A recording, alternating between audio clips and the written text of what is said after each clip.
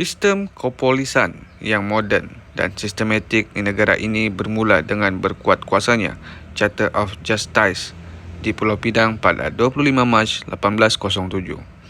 Piagam yang diperkenalkan oleh King George III itu telah memisahkan kuasa kehakiman daripada kuasa perundangan lalu membawa kepada penubuhan sebuah pasukan polis di negeri itu.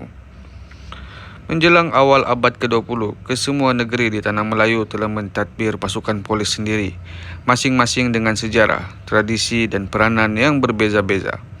Hampir kesemua pasukan ini menjalankan fungsi separa tentera. Perkembangan politik di Tanah Melayu akibat campur tangan Inggeris dalam pentadbiran negeri-negeri Melayu telah membawa perubahan kepada pasukan polis. Bermula dengan penubuhan pasukan polis negeri-negeri Selat pada tahun 1871 dan kemudiannya penubuhan pasukan polis negeri-negeri Melayu bersekutu pada 1 Julai 1896. Sistem kepolisan di negara ini telah beberapa kali berubah sehinggalah membawa kepada penyatuan pentadbiran di bawah Panji-Panji Polis Diraja Malaysia pada 16 September 1963. Selepas Tanah Melayu bebas daripada pemerintahan Jepun pada 1 April 1946, pasukan polis negeri-negeri Selat, pasukan polis negeri-negeri Melayu bersekutu dan pasukan polis negeri-negeri Melayu tidak bersekutu telah digabungkan di bawah pasukan polis Malayan Union dengan pusat pentadbiran di Kuala Lumpur. Pada 1 Februari 1948, apabila Persekutuan Tanah Melayu ditubuhkan, Polis Malayan Union telah ditukar nama kepada Polis Persekutuan Tanah Melayu. Pasukan ini telah diketuai oleh seorang pesuruhjaya polis.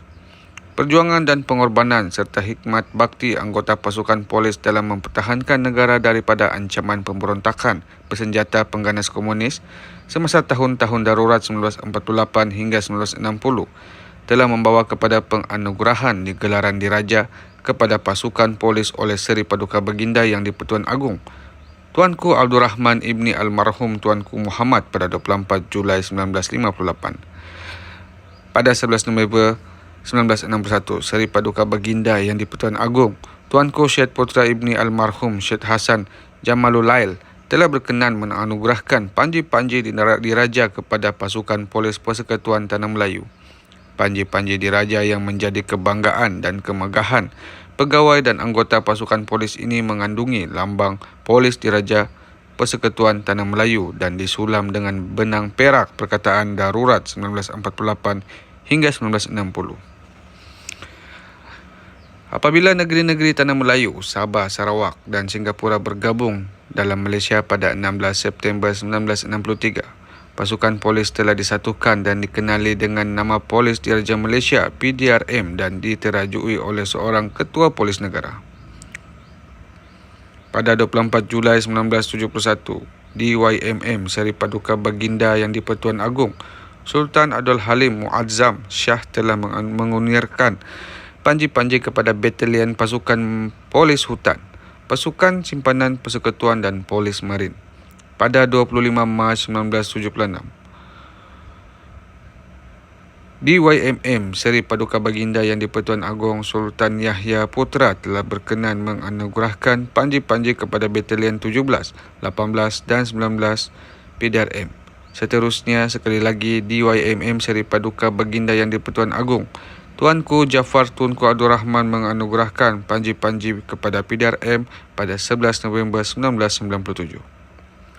Pengurniaan panji-panji ini menggambarkan penghargaan rakyat dan negara kepada PDRM dan khususnya unit-unit tersebut atas sumbangan dan peranan mereka dalam menjaga keamanan, ketenteraman dan ketahanan nasional daripada sebarang ancaman musuh negara. Polis pada hari ini, keamanan yang dicapai kini membolehkan PDRM menumpukan perhatian terhadap masalah-masalah lain yang menggugat ketenteraman dan kesejahteraan negara. Lebih perhatian kini dapat ditumpukan kepada usaha membenteras jenayah dan dadah. Di samping itu, PDRM juga terlibat dalam usaha mencegah kemasukan pendatang asing tanpa izin, membenteras aktiviti lanun dan melestarikan alam sekitar seperti mencegah pembalakan haram. Tanggungjawab yang begitu luas digalas oleh PDRM tidak membuatkan ia terlepas pandang daripada menjalankan tugas utamanya, iaitu menjaga ketenteraman negara dan kesejahteraan masyarakat.